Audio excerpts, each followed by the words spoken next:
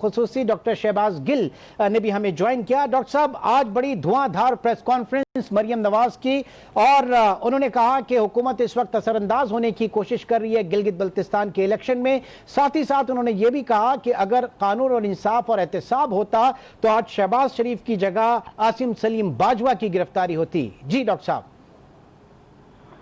जी बिस्मिल्लाहिर्रहमानिर्रहीम, आपका बहुत शुक्रिया।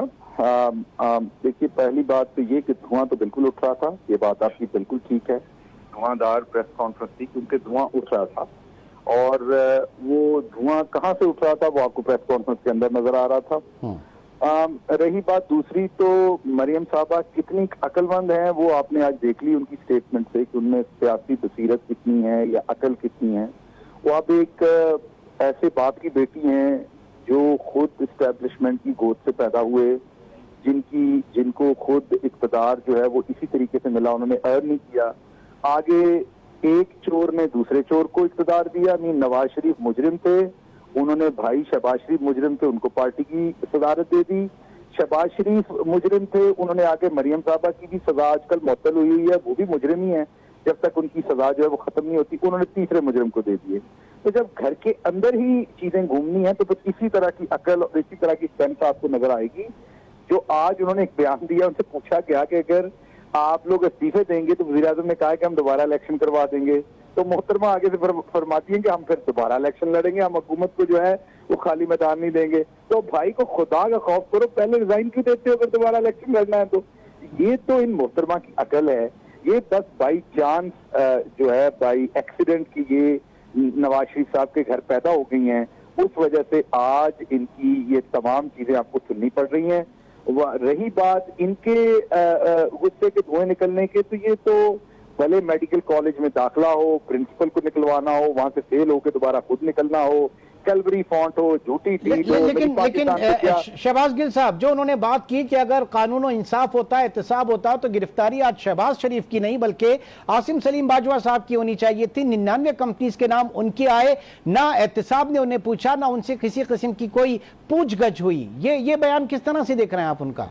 देखिए, इस बयान को मैं इस तरह से देख रहा हूं कि एक तो अगर तो हमने ये तमाम चीजें जो इनके ऊपर मुकदमात बनाए तो फिर तो ये हमें कहें कि हम इनको जवाबदेह हैं इनके मुकदमात के, पहली बात। दूसरी बात ये है कि अगर ये आसिम साहब के ऊपर कोई इल्जाम लगाते हैं तो क्या ये जो तमाम चीजें ये आसिम साहब पे ये इल्जाम लगाते हैं, ये उनकी हुकूमतों के दौरान में नहीं हुआ था ये सारा कुछ? अगर ये इल्जाम लगाते हैं, अगर वो इल्जाम आप एक मिनट के लिए जरूर समझ लें, तो इन्हीं की हुकूमतें थी, उन्होंने क्यों नहीं की थी कार्रवाई? क्या ये लूटमार करने में मसरूफ थे उस टाइम नहीं इनको पता था इन्होंने ये केस बनाना?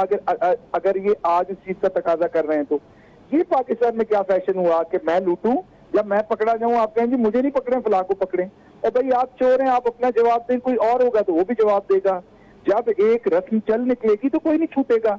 अगर आज आपने गलत किया है तो आपको जवाब देना पड़ रहा है। जब आप जवाब दे लेंगे तो नेचुरली जो बार है वो इतना हाई हो जाएगा कि हर एक को जवाब देना पड़ेगा। लेकिन इनका वतीरा ये है, शहबाज शरीफ को पकड़ो तो आसिफ जरदारी, पुराने जमाने में आसिफ जरदारी ने भी की, उसे भी पकड़ो, उसको पकड़ो तो नवाज शरीफ को। ना नौमन तेल हो ना राधा नाचे।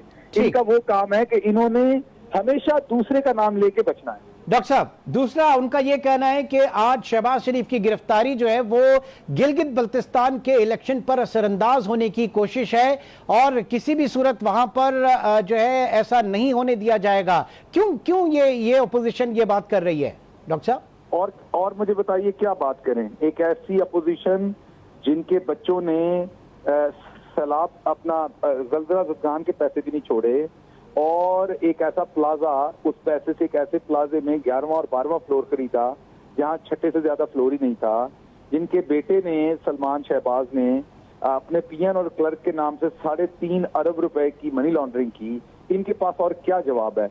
आप शुक्र करें जितनी मरियम साहबा में अकल है, कहीं उन्होंने ये नहीं कह दिया कि गिलगित बल्तिस्तान से इलेक्शन जीत के तो मैंने प्राइम मिनिस्टर बनना है, मरियम साहबा ने पाकिस्तान की। तो कहीं ये नहीं बयान दे दिया उन्होंने, वो कोई भी बयान डाल सकती है, इतना सीरियस उन्हें ना लें।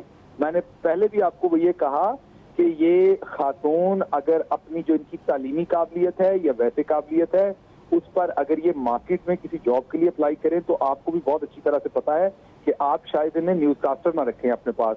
लेकिन अब वो क्योंकि एक ऐसे बाप के घर पैदा हुई है उसकी वजह से वो फायदा उठा रही कि नस्ल दर नस्ल ये विरासत मुंतकिल हो रही है, बदकिस्मती है पीएमएलएन के वर्कर की। क्या वहां पर और कोई इंसान नहीं है जिसको लीडरशिप मिल सके? क्या राजा जफरुल्लाह जैसे लोग नहीं है नून में? क्या सारे ही जो है दिमाग वो सिर्फ शरीफ फैमिली में पैदा होने के इन्हीं के पास रहनी है उसकी सदारत या उसका? ये एक लूटने का अच्छा, ये भी कहा जा रहा है डॉक्टर साहब, ऑपोजिशन का ये भी कहना है कि इस वक्त हुकूमत की कोशिश है कि वन पार्टी रूल जो है उसको नाफिज किया जाए, उसकी राह हमवार की जाए और ऑपोजिशन उसकी राह में सबसे बड़ी रुकावट बनेगी। ये सारी गिरफ्तारियां, ये नैब और ये सारे सिलसिले जो है वो सिर्फ एक पार्टी को उसकी राह हमवार करने के लिए है। देखिए, तो इनके वालिद को यहाँ से भागना नहीं चाहिए था ना राह हमवार करने के लिए, इधर मर्द के बच्चे की तरह टिके रहना चाहिए था ना। ये प्लेटलेट्स का झूठ बोल के यहाँ से वहां बैठ के तो एक पार्टी की राह हमवार नहीं करनी चाहिए थी ना। इनके भाइयों को वहां बैठ के चूहे की तरह दबक के वहां नहीं बैठना चाहिए था ना। इनके सारे कजन को, सलमान शहबाज को, इमरान अली को वहां चूहों की तरह दबक के लंदन में नहीं बैठना चाहिए था ना। इनको एक पार्टी की राह नहीं हमवार करना चाहिए। मर्द के बच्चे बने वापस आए यहाँ पर मुकाबला करें मर्दानावार हर चीज का। लीडर है ना ये, लीडर क्यों बन रहे हैं? अगर इन्होंने खुद तो दबक के बैठना है और लोगों के बच्चों को कहना है कि वो स्ट्रीट्स पर निकलें, वो आवाम के माल की तोड़फाड़ करें, वो अपना काम छोड़ें, वो अपना हर्ज करें, तो आपका बाप क्यों, आपके वालिद क्यों भाग गए यहाँ से? उनको नहीं भागना चाहिए था ना। राह क्यों हमवार की उन्होंने?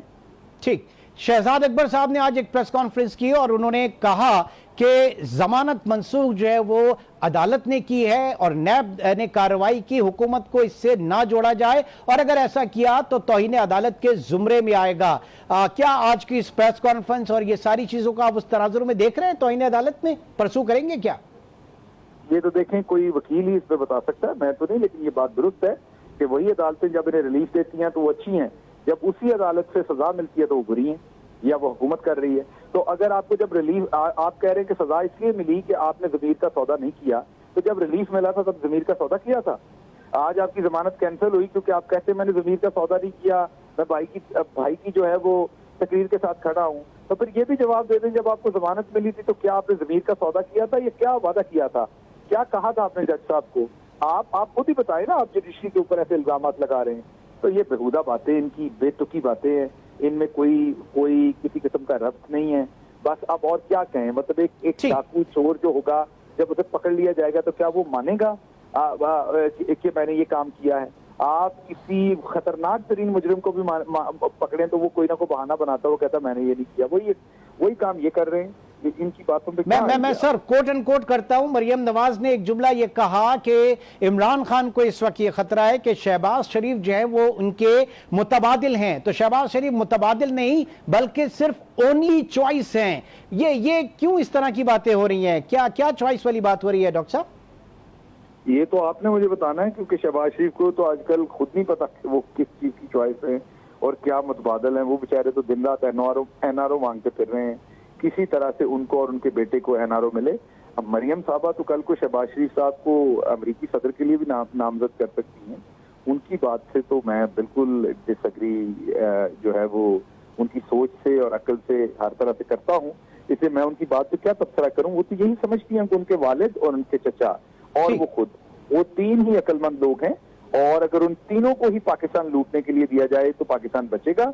अगर इन तीनों को लूटने के लिए ना दिया जाए तो पाकिस्तान में और कोई इंसान नहीं है जो पाकिस्तान को आगे लेके जा सकता है। तो ये दिमागी बीमारी एक होती है, उसका कोई इलाज करवाना चाहिए। इसका कोई हकीकत से तो कोई लेना देना। डॉक्टर साहब, शेख रशीद बरबला इजहार कर चुके हैं कि शीन से नून अलग होने वाली है और आज मरियम नवाज ने कहा कि ना शीन से नून अलग होगी और ना ही नून से शीन अलग होगा, बल्कि ऐसा करने वालों की आज दर हकीकत आज उनकी चीखें निकल गई हैं।